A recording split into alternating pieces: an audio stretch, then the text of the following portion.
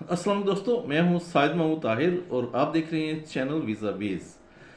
दोस्तों, आज जो मौजू हमने मुंतखब किया है वो है यूके के डिपेंडेंट्स वीज़े के हवाले से। डिपेंडेंट वीज़ा जो आजकल नॉर्मली आप लोग समझते हैं वो उसकी मैं बात नहीं कर रहा हूँ। नॉर्मली वो कहते हैं वर्क परमिट है, उसका डिपेंडेंट है, ये है वो है, उसको आप छोड़ दें। मैं आपको एक ऐसे वीज़े की तरफ लेके जाना चाहता हूँ जिनके अक्सर लोगों के कुछ अपने फैमिली मेम्बर्स जो हैं वो यहाँ पे फंसे हुए हैं पाकिस्तान के अंदर। उनकी age at the time of application over हो चुकी थी, यानी कि 18 प्लस हो चुके थे, तो उस वजह से नहीं जा सके या कुछ और ख़ानदानी मामलात के बायस वो नहीं जा सके। उनके लिए बड़ा आसान रास्ता मैं आज आपके लिए लेके आया हूँ। ऐसे बंदे जो वहाँ पे यूके में इंडेफिनिट स्टे पे हैं, जिसको आईएलआर बोलते हैं, इंडेफिनिट लीव टू रिमेन, या फिर ब्रिटिश सिटीजन हैं, ब्रिटिश नेशनल हैं, वो कौन कौन से बंदों को बुला सकते हैं, कौन कौन से लोगों को बुला सकते हैं, ये है आज का मौजू।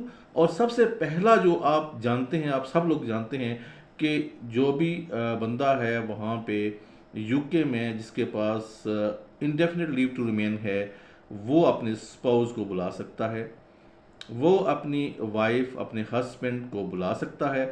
इवन चूँकि रूल का हिस्सा है इसलिए मुझे बताना पड़ रहा है कि सिविल पार्टनर को बुला सकता है, अपने बच्चों को बुला सकता है, लेकिन अपने कज़न्स को, अपने ब्रदर्स सिस्टर्स को, सिबलिंग्स को वगैरह अदर डिस्टेंट रिलेटिव्स को बुला सकता है या नहीं बुला सकता।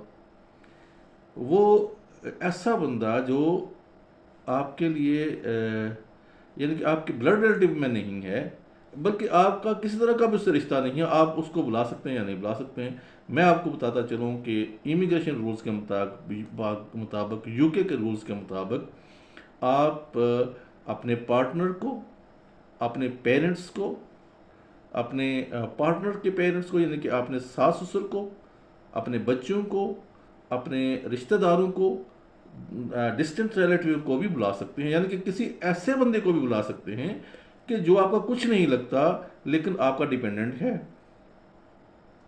तो मैं आपकी तवज्जो दिलाऊंगा, आजकल जो सबसे ज़्यादा बूस्ट पे है वो है जनाब हेल्थ केयर के वीज़े और उनके डिपेंडेंट। इस पे आपके जो लोग पाकिस्तान में फंसे हुए हैं उनको आप बेबहा क्विड्स दे के, बहुत सारे पाउंड्स दे के आप उनको बुलवा रहे हैं, और वो भी 5 ईयर के वीज़ा पर।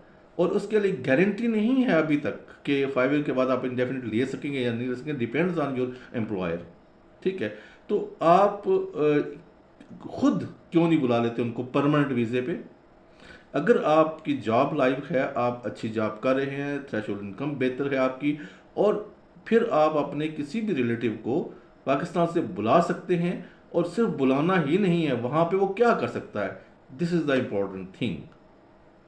जो आप बंदा अपना डिपेंडेंट बुला रहे हैं यूके में as a British citizen, as an holder of ILR, तो आपका जो बंदा वहाँ जाएगा, चाहे आपका रिलेटिव है, नहीं है, कज़न है, फियंसी है, मतलब एनीवन, आप उसको कैसे बुला सकते हैं।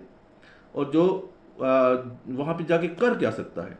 ये नहीं है कि ठीक है जी मैंने वालदैन को बुला लिया अब वो मेरे डिपेंडेंट है, नो।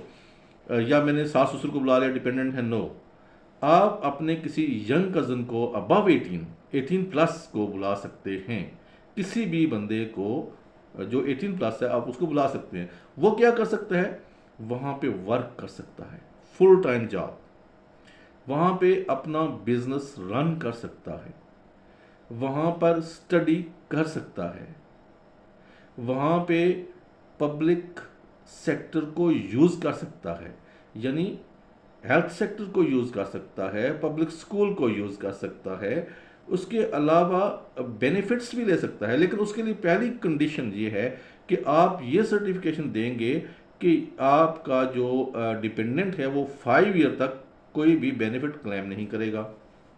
मतलब आप ये तस्दीक देंगे 5 साल तक कुछ नहीं। अरे भाई आप उसको काम पे करवाएं ना, छोड़े, आपको बेनिफिट क्यों लेते हैं आप, दिलाते हैं उसे, काम कराएं उसे 5 साल तक, उसके बाद खुद वो आदी हो जाए काम करने का।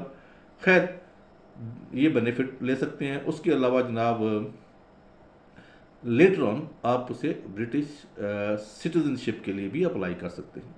ये ऐसा रूट है जिसमें ना आपको आयट्स की ज़रूरत है, ना किसी फाइबर वाले वो रूट की ज़रूरत है टीयर 1 2 वगैरह की, और ना आपको किसी भी चीज़, आपका सिर्फ एक ही बल्कि एक नहीं दो कंडीशंस हैं।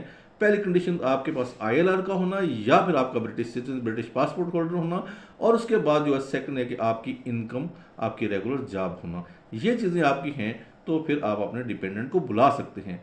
और मज़ीद इम्पॉर्टेंट थिंग जो है वो मैं आपको बताता चलूँ कि आप जो मतलब मैंने देखा है कि बहुत सारे लोग ये करते हैं कि साल साल तक अपने लोगों को बुलाने के लिए कभी विजिटर, कभी स्टूडेंट, कभी वर्क परमिट, कभी दिस कभी दैट बुलाने की कोशिश करते हैं, लेकिन हर दफ़ा नाकामी का सबूत देखना पड़ता है। अगर आप खुद एक अच्छी जॉब कर रहे हैं या आप बिजनेस रन कर रहे हैं, तो आप थोड़ा सा काम ये कर लें कि 6 मंथ तक उस बंदे को एक लगी बंदी अमाउंट भेज दे रहे हैं। मिसाल के तौर पर एक बंदा आपका कज़न है या दूर पार का रिलेटिव या आपका दोस्त है जिसको आप सपोर्ट करना चाहते हैं, आपको बुलाना चाहते हैं, तो आप उसे एक स्पेसिफिक अमाउंट एवरी मंथ आप उसको भेजते रहें अपने होम कंट्री में। जब आप भेजते रहें कि 6 महीने के बाद एक चीज़ ये भी साबित हो जाएगी कि वो आपका डिपेंडेंट है, आप उसे पैसे भेजने, आप 6 महीने तक वेट तो कर सकते हैं ना।